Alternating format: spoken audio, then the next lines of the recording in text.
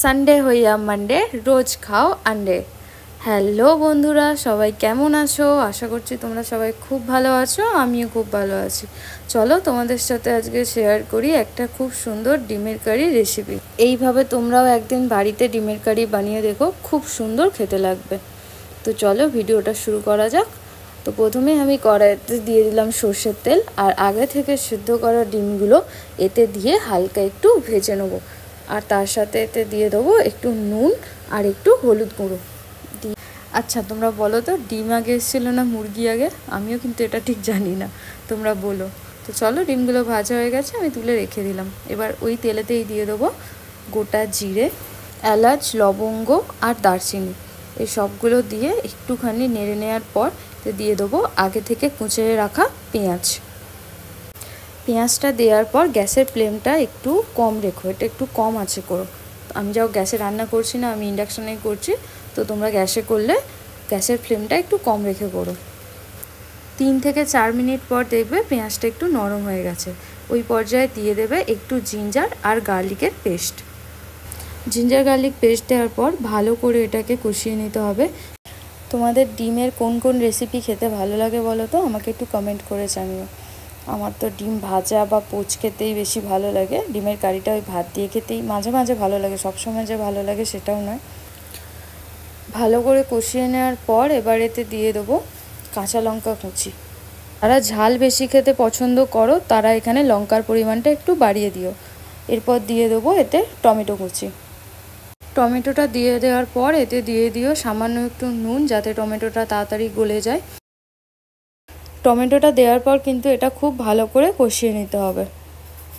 এটা যতক্ষণ কষানো হচ্ছে ততক্ষণ আমরা মেন যে জিনিসটা সেটা তৈরি করে নেব। এটা যতক্ষণ কষানো হচ্ছে ততক্ষণ আমি মেন জিনিসটা তৈরি করে নিই। তো দেখে নাও মেন জিনিসটা কি। তো এখানে আমি নিয়েছি হাফ বাটি ফ্যাটানো টক দই। এবার এতে একে একে মশলাগুলো দিয়ে দেবো। তো এতে দেবো ফার্স্টে জিরের গুঁড়ো, ধনে গুঁড়ো আর সামান্য দিয়ে দেবো কাশ্মীরি লঙ্কা গুঁড়ো। এবার ভালোভাবে সব কিছু ফেটিয়ে নেব। এটাই কিন্তু এই রেসিপির মেন জিনিস, কিন্তু এটাই। দেখতে পাচ্ছ এখানে টমেটোটা দিয়েও বেশ মশলাটা বেশ ভালো করে কষানো হয়ে গেছে, তেলও একটু ছেড়ে ছেড়ে দিয়েছে। এবার এই মিশ্রণটা এটাতে দিয়ে দেবো। এটা বানাতে কিন্তু খুব বেশি একটা সময় লাগে না, খুব অল্প সময়ের মধ্যে এই রেসিপিটা তোমরা তৈরি করে নিতে পারবে। দেখো দইয়ের মিশ্রণটা এতে আমি দিয়ে দিয়েছি। এটা দেওয়ার পর ভালো করে কষিয়ে নেব। এটা কিন্তু গরম ভাতের সাথে খেতে খুবই ভালো লাগে। তোমরা অবশ্যই একবার বাড়িতে বানিও, আমাকে কমেন্টে বলো বানালে নেক্সট ভিডিওতে যে তোমরা বানিয়েছিলে, কিরম খেতে হয়েছে রিভিউটা দিও আমাকে। তো দেখো এটা দেওয়ার পর আমি এটা কষিয়ে নিচ্ছি, খুব ভালোভাবেই কষাতে হবে এটা। যখন দেখবে একটু শুকনো শুকনো হয়ে গেছে এতে দিয়ে দিতে হবে পরিমাণ মতো জল। খুব বেশি জল দেওয়ার দরকার নেই, এটা ঝোল একদম হবে না, একদম খুব ঝোল করার দরকার নেই, ঝোল হলে এটা খেতে ভালো লাগবে না। পরিমাণ মতো জল দিও এটাতে। দেখতেই পাচ্ছ তোমরা এখানে আমি কতটা জল দিলাম, তো খুব বেশি জল দেওয়ার দরকার নেই। তো জলটা দেওয়ার পর একটু ফুটে গেলে ওতে দিয়ে দেবো সামান্য একটু কসুরি মেথি। কসুরি মেথি দেওয়া হয়ে গেছে। এবার একটুখানি ফুটে গেলেই আমরা এতে দিয়ে দেবো আগে থেকে ভেজে রাখা ডিমগুলো। ডিমটা দেওয়ার সময় একটা গোটা কাঁচা লঙ্কা দিয়ে 1 থেকে 2 মিনিটের জন্য এটা ঢাকা দিয়ে রেখে দিতে হবে। গোটা কাঁচা লঙ্কাটা দেওয়ার জন্য একটা সুন্দর ফ্লেভার আসবে।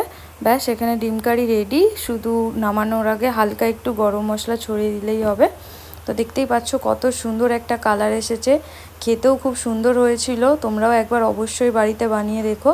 আমি গার্নিশের জন্য শুধু ওপরে একটু ধনেপাতা দিয়েছি, এটা না দিলেও চলবে। সবাই ভালো থেকো, সুস্থ থেকো, আরও খেতে থাকো। আর যদি ভিডিওটা ভালো লেগে থাকে লাইক, কমেন্ট আর শেয়ার করে দিও। আর তোমরা যদি চ্যানেলের নতুন ভিডিওটা দেখে থাকো তো চ্যানেলটি সাবস্ক্রাইব করে দিও। টাটা।